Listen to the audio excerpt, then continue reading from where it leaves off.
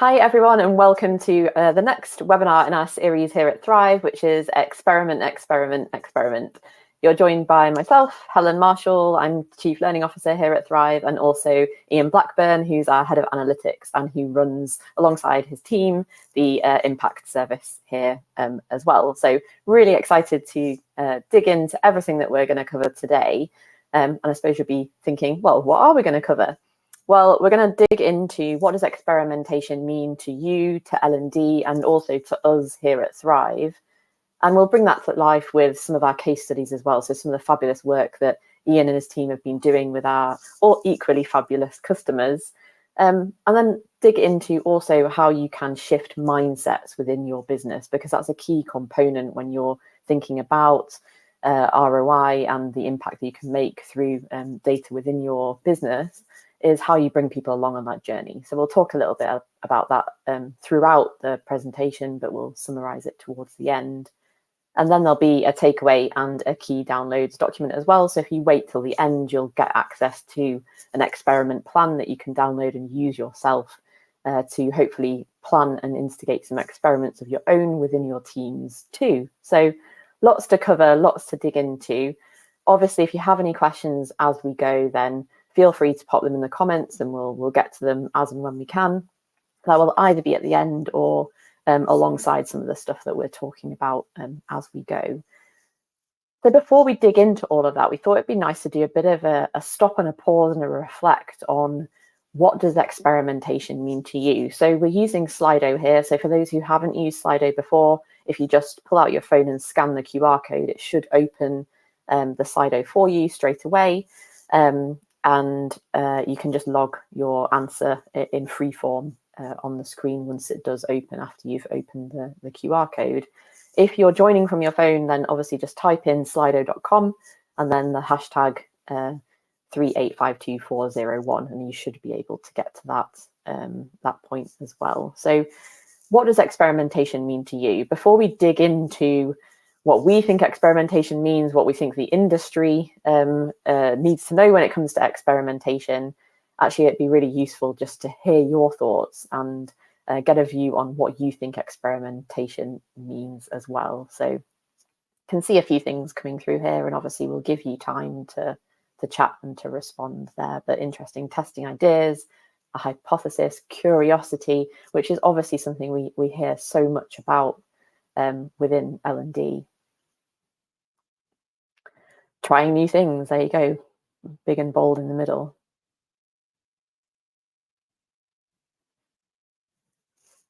Some really good answers coming through there. Freedom to try new things without judgment. I think that's a really good one. I can see Ian smiling there.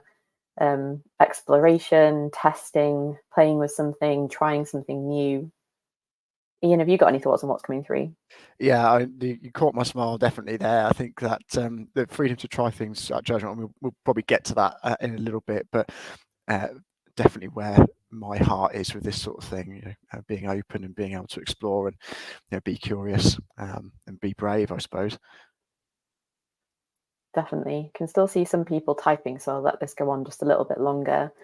Fun and adventure. I really like that answer. I think that the adventure thing, I think it ties into like the curiosity, doesn't it? That you have to be willing to kind of give things a go and see where you end up. No fear of failure, being brave.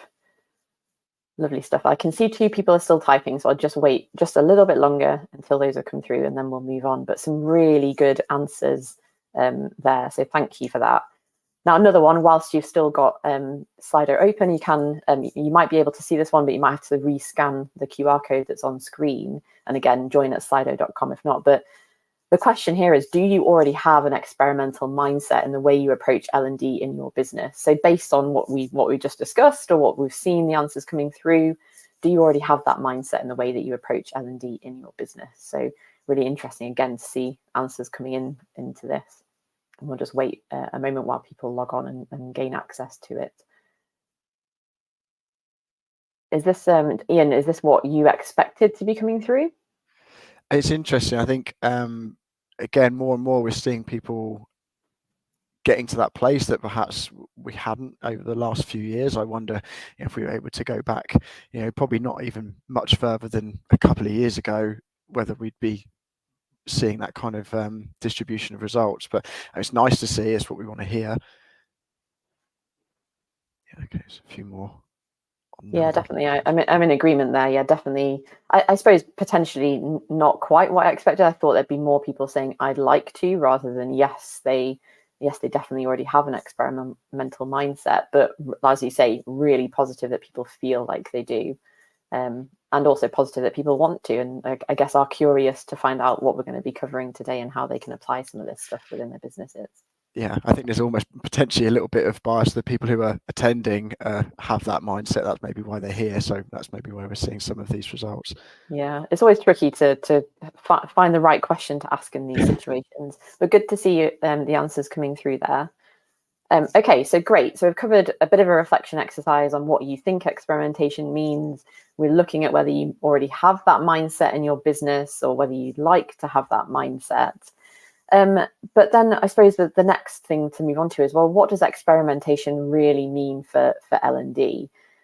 And we think really it is, and this is going to tie into some of the answers that you've already given. It's about testing assumptions. It's about the idea that you need to be uncomfortable with not knowing all the answers and being willing to give stuff a go, to dig into things in a way that you might not necessarily have thought about before. And part of that is also obviously trying new things and giving stuff a go, putting stuff together and thinking about things in ways that maybe you or your team hadn't done previously. And part of that obviously means learning from failure as well. So the thing with experimentation is that a lot of the time you are going to not get the outcome that you were expecting and have to change your the way that you're approaching it or the way that you're thinking about something. And there's that element of failure there. So everything is an opportunity to change direction, to learn from what you've done, and to build on those experiments that you might have conducted that potentially haven't led you to where you thought they might. But that's okay, because they're leading you in a certain direction, and you can get a handle on that and change direction as a result of that as well. And then, of course, underpinning all of that is evidencing, testing, validating, and reworking. So yes, thinking about what experiments you can run within your teams, within your business, but also always having that idea of it being a continuous thing that you need to come back to, rework, redesign, and validate continuously, rather than it being something that you just launch, maybe get some results, and that's the end of it. So it's kind of that continuous loop of experimentation in your business, essentially. But now would be a really good chance to hear from Ian about what that actually means for us at Thrive, essentially. Yeah, thanks, Helen. So yeah, a little sort of diagram here. I think this is really part of the process that we've kind of developed here as part of our impact service at Thrive. So we, often work with our customers and go in and kind of help people get into a place where they can experiment and can take that mindset into something that forms a process and a structure and is able to make something that can be followed kind of reasonably step by step. And so we'll give you some resources you can take away at the end of the day with that. I think the biggest thing, so I suppose there's two things here. So firstly, you'll see the process often starts here. When we sort of set up Impact, or sort of previously Data Lab, it was really largely born out of frustration to some degree, that people are having these great ideas and great initiatives that they're coming up and just going on and just sort of doing them, but which is great and is fine, but often kind of missing the mark by either not having a structure in place, not having any way that you can validate that the results that you were seeing were as a result of the work that L&D was doing and not some other external factor, or even like missing certain parts on the delivery, so that when it came to trying to find the results, they'd be missing data points, or the story you were trying to tell kind of wasn't there or wasn't easily understood. So we kind of came up with a bit of a framework, if you like, that, as you can see, sort of applied at different levels of maturity. We hear a lot of people say, "Oh, we're not ready, we're not in that place yet." Well, the reality is almost certainly that you are. It's just a case of, we talked about, we saw some answers about being brave and taking risks. It is that, getting started. The best time to start is right now. Don't leave it, don't collect all of that data without going and actually trying to run it in an experimental way. It's just missed opportunity. So yeah, we kind of created a structure that that hopefully, and we see a lot of results, and we'll talk about some of the case studies that helps people kind of have something they can work with and they can take away and they can do by themselves, and sort of really change the way that they work with their learning platforms and they deliver training as a whole, and just get into that kind of regular cadence of testing. So Helen, if we just move on to next slide. So just to sort of maybe step away from L&D for a second, there's this is sort of some stuff you can read around, and there's sort of interviews and articles published about the way Booking.com work. I'd love to sort of validate some of this stuff, but the stories here that you can read, and I would recommend going and reading this story about the way that Booking.com work and way they've kind of gone from kind of a small startup to this massively successful household name, is that they have a real culture of experimentation within the business. So for anyone who actually knows the story or wants to have a guess, if anyone have a little guess at how many concurrent tests you think that the team at Booking.com are running at any one time. By tests, it's different permutations of the landing page, of the website. If Helen and I both logged onto Booking.com, we might actually see a different version of the site with these kind of core metrics that they focus on. With a view that if something is working and they generate more traffic and against those core KPIs, then sorry, I'm getting a little notification. Sorry, just on the comments, anyone want to have a guess at the concurrent test, do put it in the comments. Sorry, I forgot to mention. So and I'll confirm in a moment. So all of these tests are kind of going on all at the same time. They have this culture where it doesn't matter where you are in the business. So, you could be brand new, you could be the most senior person in the business. Everyone gets tested, every idea gets tested. They have a real structure for it, a real process that is in place. And as I said, they run thousands and thousands of tests. I see someone there. It is approximately, I think, estimated about 1,000 tests at any one time, which is incredible. So, millions of permutations of the landing page there, and it's helped them generate all of the traffic. The business has become part of their makeup, and they're not the only business that do this. You go and look at the Amazons, the Facebooks, or Metas now, sorry, and those kind of organizations. They'll all talk about testing, experimentation as part of their kind of core culture. The other interesting thing about the way that kind of Booking.com do this supposedly is that they have a kind of a central repository of all of their experiments. So everyone who tests, doesn't matter what department you're in, all of these tests are recorded, the success, the failures, the things that they actually delivered on, the things they changed. So there's kind of this centralized way of looking at all the tests, which has kind of created a sort of a decentralized way of being able to enable each individual to kind of go away and run these tests. And I think it's just a really good example of like something we could all aspire to. You don't have to be, obviously any industry really can follow this, but it's all about these kind of little small minor gains that they focus on, 1-2% here and there, but of course, that accumulates across the year and of course becomes massively successful that way.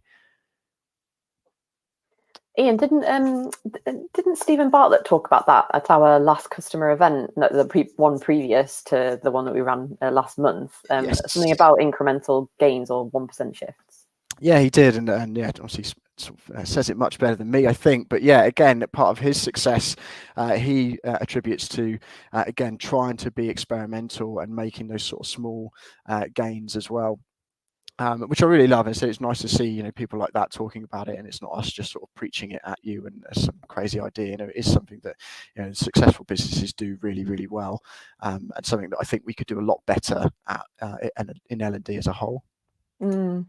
And so I guess like building on from that, then what can we actually learn from it? And I think we've got L&D have a real part to play in that kind of cross-business alignment with adopting an experimentation mindset. So yes, it might be something that as an L&D team, you're thinking, I really want to look into this. I really want to give experimentation a go, or I'm already doing it. But actually, are the rest of the business on the same page? And do they look at experimentation in the same way as you do? Because I think, and actually Ian will probably dig into this a little bit more against one of the case studies that we've got, but if you aren't in a position where other people and key stakeholders senior executives are not on the same page and ready and willing to give you the freedom to experiment, then that can actually pose blockers further down the line. So I think this comes back to the idea of L&D really being problem solvers and wanting to kind of get to the bottom of a problem that might not be specific to the work that you're actually doing within your team, but might be across a wider business. So I think there's a lesson in that about how you're thinking about the relationships that you're building across your organization. And likewise, feeding into that, how are you then communicating the value in an experimentation mindset? So are you communicating how much it's going to cost, what resource you need, what the timescales are? Are you being really clear about the fact that you are going to aim towards this impact or this outcome, but actually there's going to be different things that pop up along route, and how are you going to bring people again along on that journey? So if you're communicating the real value to the business there in a way that the people you're communicating to understand, then that's going to set you up for more success further down the line. And then I think answering the whys. So, and again, we'll probably talk about this in a little bit more detail later on, but why are you doing something and why are you running something in a certain way? But also, what's the opportunity? So are you asking the right questions to start with? And are you taking things at face value? Or are you really digging into why you need to do something in a certain way, or what the approach should look like, when actually, if you start digging, it could be taking you in a different direction? So making sure you're asking a lot of questions essentially is key there. And again, that feeds into the curiosity piece that we saw coming up at the beginning. And then I think most importantly, it's you have the ability there to think about starting small, and you don't have to go all guns blazing into experimentation straight away. You can start taking, and actually probably more advisable to start taking smaller incremental steps towards a larger experimentation mindset, to allow you the time to kind of acclimatize and adapt to this new way of working or new way of doing things. And then obviously, as you gain confidence and experience in experimentation, you can then start to do different things, multiple things. You might end up like booking.com and have thousands of experiments running at once. But really the key there is starting small and then aiming to get bigger as a result. So I guess there's a sort of a few things to think about before you start, and this is definitely not like an exhaustive list, but it is the things that we see people get stuck on probably the most when we kind of work with different customers and as part of the workshop setup. Particularly, we start with kind of, are the company goals clearly defined? And the amount of times, I'm sure people who are on the call today have had it where, we've kind of got these blue sky thinking company goals that are really difficult to decipher, maybe not really clear and well understood across the business. It's pretty hard to get started on, well, the next stage, which is, well, what are the problems that exist that might actually stop us achieving these goals? If we don't understand what the goals mean, then that's kind of the first thing that needs to happen. And it is a thing that a lot of teams find, well, okay, we've got to go back to the drawing board a little bit, but hopefully if you're in a place with your business that has really well-defined goals, then you can kind of move on to kind of the main part of stage 2, which is how does L&D actually contribute? Is it directly, is it something that they do and is it directly attributes to it, or is it sort of more of a proxy metric where there's something that you're supporting in between that will then lead to business performance later on? But I think it is important that we try to think about L&D as contributing towards business performance, and not just some vanity learning metric. If we want to be an important part of the organization, then we have to focus on the business needs and L&D's role in those contributions. And then of course, when we do get into a stage where you are experimenting, there are often lots of ideas on the table. Prioritization, it probably sounds obvious, but it really is key to kind of draw a line under what you're going to do right now and what's going to be parked for later, or what maybe needs a bit of a rethink, because it can be easy then to just get lost in it and do nothing. So I think that's one thing. People get really excited. It's it's fun. If you're like me and this sort of stuff, really sort of piques your curiosity, then you want to do it all. But actually, sort of slow down a little bit. Go, okay, what can we actually do right now? What can we do next? And talking about those 1% gains, we should be trying to test with a regular cadence, often with high frequency. So those things that maybe are being parked, hopefully we'll get to them, quite quickly, and they're not going to be sort of some distant dream in the future. And then kind of deciding on, what next, set ownership, set actions, make sure that, there are accountability for the various different steps. There are often a lot of moving parts of these types of experiments. Again, it's really easy to just kind of finish a workshop session and sort of, brush your hands off and go, right, okay, yeah, all good, let's go do experiments, and then no one's kind of in charge of anything or the individual items. Do make some time to set out who does what, when's it going to be delivered by. Do get a little bit of project management in there, and you'll have more chance of success. I think it's really interesting, Ian, that idea about prioritization, because I don't think that is necessarily only specific to experimentation either, because we often speak to platform customers more broadly about how they're launching things or what initiatives they're running via the platform, and there's a real excitement and want to do everything all at once. But actually we see a lot more success when it's kind of let's prioritize the focus areas and revisit those points, which I think it will resonate with a lot of people within L&D teams on the call who are able to think, actually, let me go back to prioritization. So yes, whilst it's important from an experimentation perspective, it's much broader as well, which is interesting. Definitely. And just to kind of expand, I suppose, on the sort of steps in the process, there are a lot of things to think about here. Again, not an exhaustive list, but thinking about what it is you want to do and achieve.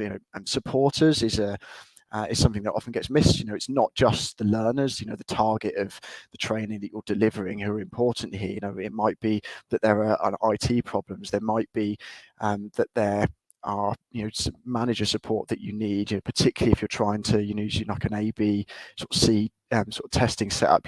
Who's getting what, why are we doing it, making sure that people are bought into the idea, and it's not just you trying to change the culture without the right support.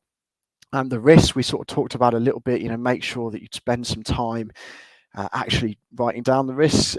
Funnily enough, it's the part of the workshops that kind of initially I think not everybody takes seriously, which seems odd from our perspective, but I think people go, well, what is the point of looking at these risks? What are the chance of these things happening? But actually, having been through situations where people didn't spend the time identifying what risks there were to some project that you were trying to undertake, and then that being a result of some failure, actually spending the time to go, well, what are the risks, what are the likelihood that those things actually happen, and what are the risks to the project, and then finally kind of what do we do if that happens. Think about alternatives, the solutions for the learning and development process that you're trying to do. It's like, well, if we do hit this a speed bump, what are we going to do? Do we just stop, or is there an alternative path that we can take? In terms of the data, again, this is something that L&D is sort of guilty of having separated itself largely from other systems. That not everything is always connected. So and being able to measure business performance, you're unlikely to get that just from your learning platform by itself. So you need to figure out what other data is important here, where do you get it, who owns it. Again, there's a good chance that you might not have direct access to this stuff. What are the ethics involved? Make sure that you can kind of cover off those points before you kind of get started. And then finally, I think also being prepared to accept that sometimes you can't do something straight away, and that L&D's role here becomes more about understanding the needs of the people and playing more of a research role within the business, saying, well, look, we want to be able to move the needle here. We think that there might be opportunities to learn, but actually we're blocked by a lack of tooling, a lack of data points, a lack of systems or processes in place, and being able to identify those and take those to the business. So rather than thinking about, okay, we have to be delivering new content, new training, so actually what we should be doing here is presenting an idea of a set of principles that we want to work towards, and that in order to be able to do those things, we need X or Y. So hopefully that makes sense. Can I just ask, Ian, I'm going to jump in and ask an audience question. We're talking about there about shifting mindsets, within an organization and taking that step back to make sure everyone's aligned. But jumping back to your previous point about thinking about your data points, that's Is that a skill that you think L&D teams should have? Should there be someone that has a role in data, or how does that kind of relationship play out usually? Yeah, definitely. I mean, of course, that's part of what the impact service does. For sort of a little plug there, I suppose. But I think fundamentally, L&D learning and development has so much data available that perhaps hasn't always had traditionally, that teams are being expected to be able to use that data. So you've got a couple of options. You've got bring someone in externally. You've got hire someone yourself, learn the skills, and look for tools that can help you. Some tooling is way more complicated than others. There are a lot of platforms out there that you can look at that can help you kind of get started with data and move along the line a bit quicker, and others that have got much higher complexity. Understanding what it is that you actually need to go as part of that. So, like, do we need someone with a dedicated skill because what we're trying to do is really complex, or actually can we get away with something fairly lightweight, and not need so much skill there? And I think just all part of that, preparing for experimentation, make sure that you understand, how you expect to visualize it, or maybe at least a thought process around, how are we going to tell the story at the end when we want to go back to the internal business and say, yeah, this is what we found, this is what we believe has happened, and this is what we delivered that caused that. Having that kind of mapped out at the beginning will help know what your data needs are, I suppose. Yeah, I think the reassurance of having someone come in and help you to look at what the possibilities are is, well, it's reassurance for a team to know that they're on the right track and they're able to look at the right stuff and then maybe do it themselves at some point as well. Definitely. I think now is probably a really good time to dig into some of the case studies about the awesome work that you're doing within your team. But before we do that, I think it's worth just calling out a bit of a conversation that Ian and I had off air before we started putting these slides together, when we were talking about how you actually frame the idea of a problem with anyone that you're working with, and whether it's actually an opportunity rather than a problem. But actually, what we came to the conclusion that there's always a problem statement or a problem that's identified, and actually you then build an opportunity off the back of that problem. So based on that discussion, we have decided that to approach each of these case studies, we're going to look at what the initial problem was for the customer that we're working with, and what the opportunity was there, and how we've either started to solve that or we're well on the journey for doing it. And we've chosen 4 different customers here who are at different stages of the journey with impact service, so you can really tell the value that it's bringing to the business. So we'll start off with Anne Summers, and here the problem was around a lack of consistent approach to content strategy. So there was lots of content dotted around in different places, and it wasn't clear how much impact each of those pieces of content was having, or whether they were actually having an impact at all. So as they started to look into that, they noticed that there was one store in particular that had access to a certain range of content that was outperforming others. So that was a problem, because obviously they want all stores to be on par, or at least there or thereabouts in terms of their performance. So Ian, do you want to expand on that a little bit? Yeah, so when we sort of started working with the experiment, we saw some of the sales results for particular product lines that were high performing in certain areas. Now, one thing to say here is the team at Anne Summers really know their people, and I think that's something that we should call out, is that I think a big part of the success of this project was that straight away, we could see data points, and the team would go, I know who that is, or that they've got these high performers in there. Those high performers were actually creating content, user generated content on the platform that was accessible by others within the business. And the opportunity became there. So, well, actually, we've got this problem with targets are not being hit. The training was disparate, different ways it was being delivered, some of it out of date. Let's bring everything together and obviously create this new content, more centralized. Everyone gets the same experience, but also there's maybe an opportunity to say, well, can we actually leverage the knowledge, the domain knowledge of some of these subject matter experts, and actually put them in front of their peers and see whether or not that actually supports the development of those people's skill sets, and does that then generate improvements in the sales results. So we had a bit of a mixture of, one having like a really full blended, I'd say by one, I mean one region, so a group of different stores in a particular region having access to kind of a full blended program, everyone else having access to kind of the new training, but again, kind of much more linear in its kind of delivery. Now, we saw results generally good across the board, everything, lots of positive results across the board, but the test group who had access to that kind of product, extra product training, outperformed the other region for this particular product line.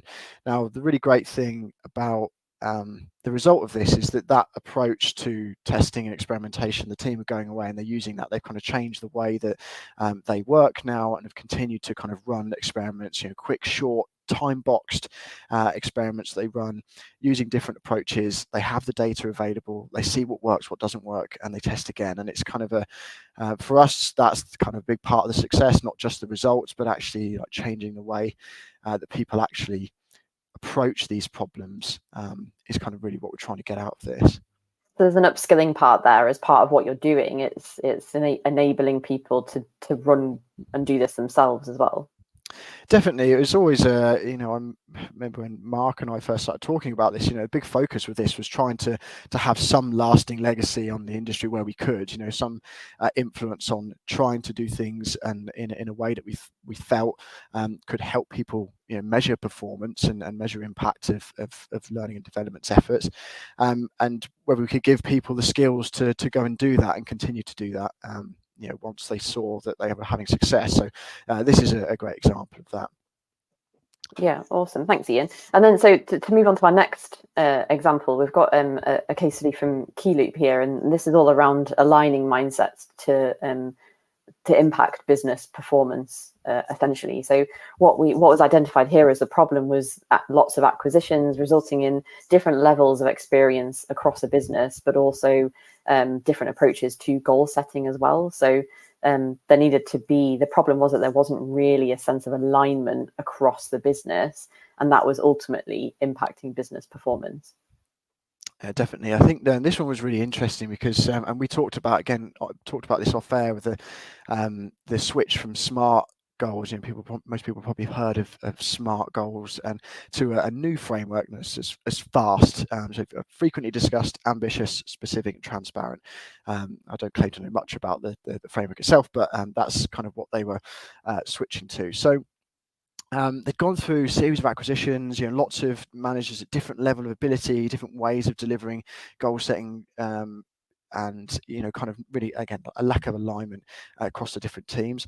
SMART goals, they felt that people were struggling to understand them or to be able to apply the rules appropriately, and therefore people maybe not getting the right quality of goal setting from managers in various different points. So the change to FAST was like, okay, was this going to be a company-wide thing? Everyone's going to have to get on board. We're going to need to train all of our managers on this new way. And then once we've done that, we've kind of set this sort of baseline.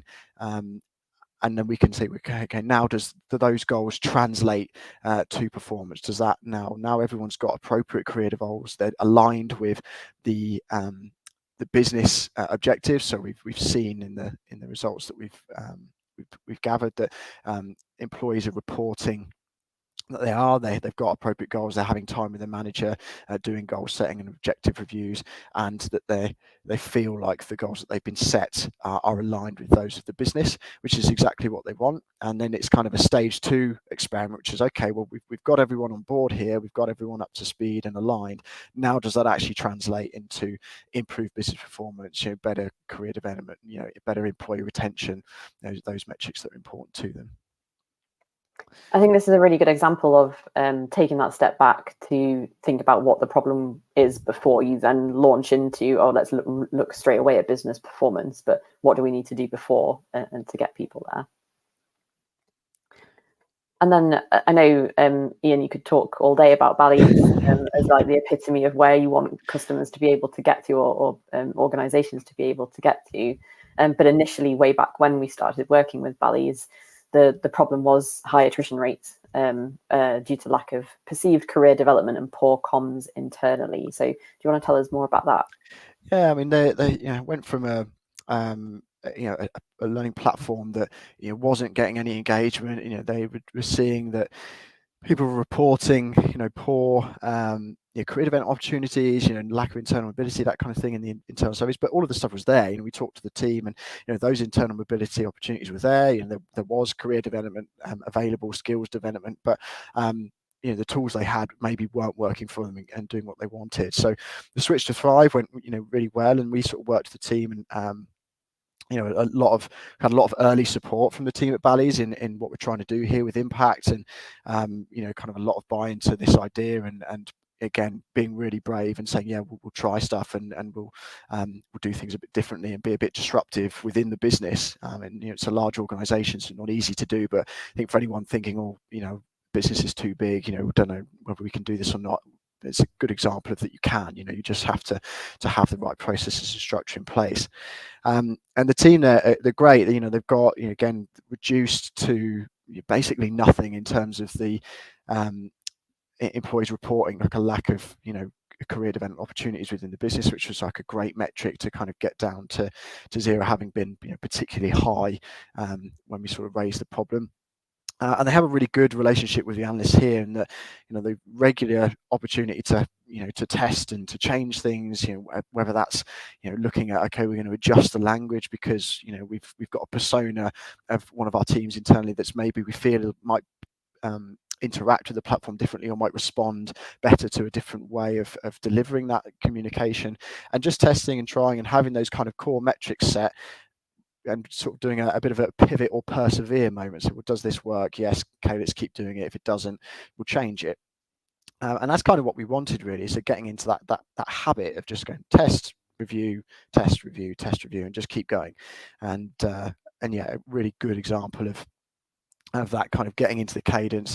It didn't have all of the answers at the beginning, maybe didn't have full clarity of what the business goals were and how L&D were aligned with them, in a really good place with that now, and doing brilliant things and pushing the boundaries of what's possible with the available data as well. And there's also an example in here about that, the idea of your team or L&D more broadly as problem solvers, and looking at outside within the business to again come back to that alignment piece which you've just touched on. Yeah, definitely. I think it's really important that it's just L&D gets out of its box a little bit, and it's like you're there for your people. You should be using that opportunity to research, to use the information that you have, not just to change what you do within your own sort of small world, but actually influence how other areas of the business, or support other areas of the business, is probably a better way to describe it.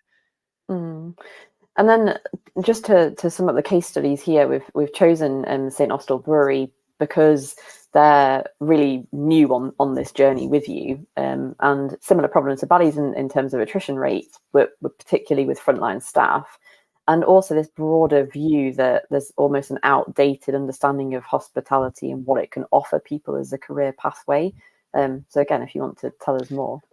Yeah, this is a cool story, actually. I think if without trying to use the term lightly, I think firstly being so, okay, look, we're not going to go and do what everyone in the industry is doing and do things differently. Like, we believe that view isn't right anymore, and that there are people who want to come into this not just as a summer job and pull pints, but actually we need to be able to open doors for people to say, hey, there's a career in hospitality. You could be a chef, you could be running a pub or restaurant, you could be management somewhere. There are a whole series of career paths that are available, and making sure that the company there engages those people who are at the very beginning of that journey early on, to make sure that they're clear that those paths are available to them, those skills that you need to develop to be successful in the wider hospitality world is available. And of course, with the view that they can keep people on, and people will come back, if they go to college or university or whatever, and then come back and work within that group that's there. And the thing is where perhaps historically we've maybe needed to do a bit of convincing, I think, and to the thinking about the poll at the beginning, like everyone's got that mindset. I think for us, we've seen a lot of people kind of maybe they kind of want to, but don't put themselves in that situation and kind of stick with what they know and deliver on the metrics they've always delivered on and kind of keep it nice and safe, I suppose. Some also came to the table like, no, we're going to do things differently. Like, this is why we want to do it, and took absolutely no convincing. And so the project that is in place for them looks great. Really excited about it. I know the team are really excited about it here, and like you said, it's early on the journey, but yeah, really great for. I don't know, does feel like a real significant mindset shift, and that people are coming to say, hey, we want to work with impact because we're already in that place. We just need that kind of sparring partner, that support from an external entity to come and challenge us and help us get there and sort of come with us on that journey.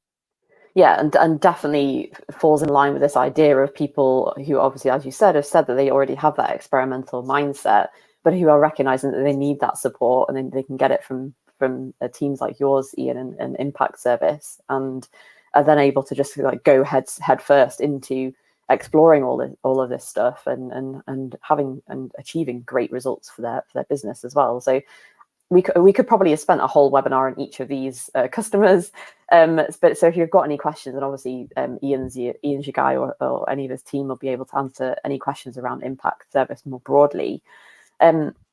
But just to return again to that idea that we've spoken about throughout the webinar so far, but it's the idea of shifting mindsets. And how can you therefore begin to shift mindsets? We've spoken about some of this already, but just to reiterate, you don't need to try and change everything at once. So there's an element of shifting mindsets here within L&D teams more broadly for how they can prove impact more specifically in the initiatives that they're running through experimentation.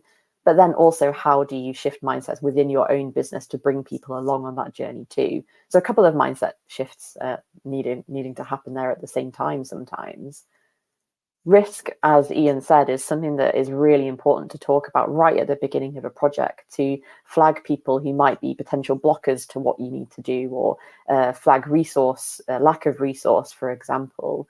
But then risk associated with the experiments that you're actually running is lower if you do smaller incremental changes. So actually doing smaller things reduces your risk, and you're able to therefore hopefully have more impact with smaller experiments rather than large scale ones all at once. We've also mentioned that changing habits takes time, but it's always worth asking, what can I experiment with here? What experiment can I start with? How can I think differently about this? And that small shift from what, like those 1% gains that we've spoken about, and I know there's a question about that in the comments as well. It allows you to change things slowly and at a pace that you're probably going to be able to keep up with more readily than completely shifting a behavior altogether. And then gather data regularly. Identify what those data points are, which is obviously what Ian and his team do with Impact Service across a business. But then gather it regularly. It's not just you've gathered it once and that's it. You need to regularly gather it. You need to review it. And then ultimately, I'm going to steal Ian's thunder here because this is the phrase that he used, you either pivot or persist. And I think that's a really great way of thinking about experimentation more broadly. So we've covered quite a lot in the webinar today.